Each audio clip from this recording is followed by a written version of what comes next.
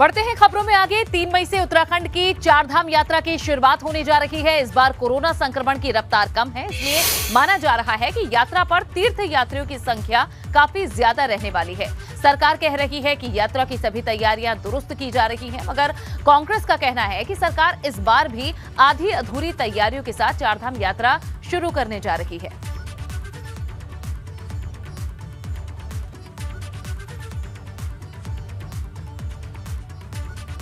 3 मई से उत्तराखंड की चारधाम यात्रा की शुरुआत होने जा रही है, जिसे लेकर तैयारियां तेज हो गई हैं। 2 साल बाद यात्रा के सुचारू रूप से संचालित होने की उम्मीद है, लिहाजा व्यापारी भी खुश हैं, मगर कांग्रेस कह रही है कि सरकार की तैयारियां अधूरी हैं।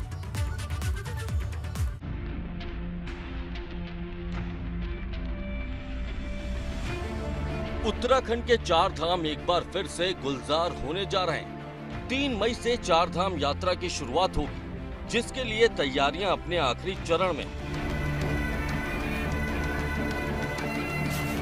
25 अप्रैल तक सभी विभागों को अपनी तैयारियां दुरुस्त करने के निर्देश दिए गए हैं। खासकर यात्रा की शुरुआत से पहले यात्रा मार्गों पर डेंजर पॉइंट, स्वास्थ्य विभाग समेत सभी तैयारियां पूरी करनी होंगी। यात्रा के संदर्भ में पिलग्रिम्स का बहुत अच्छा उत्साह है इस बार, और यहाँ पर जो बुकिंग आई है हमारे ट्रैवल एजेंट्स के मार्फत हम लोगों को जो सूचना मिलती है वो अप्रत्याशित संख्या में लोगों ने इस बार बुकिंग करी हुई है, और इसीलिए प्रशासन पर इस बार बहुत ज़्यादा जिम्मेदारी है कि सुरक्षित तरीके से और सुव्यवस्थित तरीके से हम लोग यात्रा कर सकें। पर्यटन विभाग नोडल विभाग के रूप में जो है अपनी भूमिका निभाता है, और इसके क्रम में हम सभी विभागों के साथ संपर्क में है और उनके साथ समन्वय स्थापित करते हुए जो कार्य करने हैं इमीडिएट तौर के वो किए जा रहे हैं। 3 मई को यमुनोत्री और गंगोत्री धाम के कपाट खोले जाएंगे, जबकि 6 मई को केदारनाथ और 8 मई को बद्रीनाथ धाम के कपाट खुलेंगे। चारधाम यात्रा पर इस बार बड़ी संख्या में श्रद्धालुओं के आने की संभावना है। माना जा रहा है कि इस बार यात्रियों की संख्या करोड़ों में जा सकती है।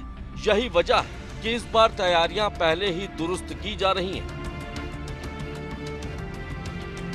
पर्यटन विभाग के आंकड़ों के मुताबिक अभी तक तकरीबन 40 लाख लोग होटलों की बुकिंग करा चुके हैं। इतना ही नहीं, अगले 2 महीने के लिए GMBN के सभी गेस्ट हाउस भी बुक है। केदारनाथ हेली सेवा की ऑनलाइन बुकिंग भी 1 महीने पहले ही फुल हो चुकी है। इसमें समीक्षा नियमित रूप से की जा रही है कि जो कार्य हमें करने हैं उसकी क्या क्या प्रगति है। जैसे मार्गों की स्थिति है वो एक महत्वपूर्ण विषय है, और उसमें कई संस्थाएं PWD के अलावा NHI है, NHIDCL है, BRO कई क्षेत्रों में जो हमारे सीमावर्ती क्षेत्र है वहाँ पर कार्य कर रही है जनपदों में। तो सभी को कहा गया है कि वो अपना जो भी कार्य कर रहे हैं उसको समय से पूर्ण करें। सरकार चारधाम यात्रा की तैयारियों में जुटी है, मगर विपक्ष सरकार की तैयारियों पर सवाल खड़े कर रहा है। कांग्रेस का कहना है कि इतने कम समय में तैयारियां पूरी कैसे होंगी। सड़कें कैसी हैं, पेयजल की व्यवस्था है नहीं है, मेडिकल क्या क्या सुविधाएं आपकी हैं, इस संबंध में कम से कम आपको तत्पर रहना पड़ेगा। लेकिन सरकार ने अभी इस संबंध में कोई तैयारी नहीं की। स्वास्थ्य मंत्री जी ने चारधाम के बारे में कोई बैठक नहीं ली। पर्यटन मंत्री जी ने बता दीजिए कोई बात की हो तो आपके सामने है। ऋषिकेश में जो हमारा परिवहन से संबंधित बैठकें होती हैं, चारधाम यात्रा से पहले बसें चलेंगी, गाड़ियाँ चलेंगी, उनके लिए परमिट जारी होंगे। मुझे लगता है ऐसा कुछ नहीं, इसलिए हमारा आरोप है कि सरकार कतई संवेदनशील नहीं है। इस बार चारधाम यात्रा शुरू होने का प्रदेश के लोग बेसब्री से इंतजार कर रहे हैं, खासकर वो लोग जिनका कारोबार चारधाम यात्रा के साथ जुड़ा हुआ है। कोरोना की वजह से पिछले 2 साल से यात्रा पूरी तरह से प्रभावित रही है। ABP गंगा के लिए देहरादून से पंकज राणा की रिपोर्ट।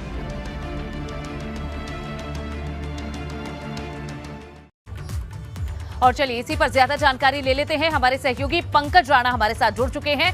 पंकज, जिस तरह के आरोप लगाए जा रहे हैं, क्या लग रहा है, कितना दम है इस आरोप में कांग्रेस के कि अभी तक तैयारियां पूरी नहीं की गई हैं?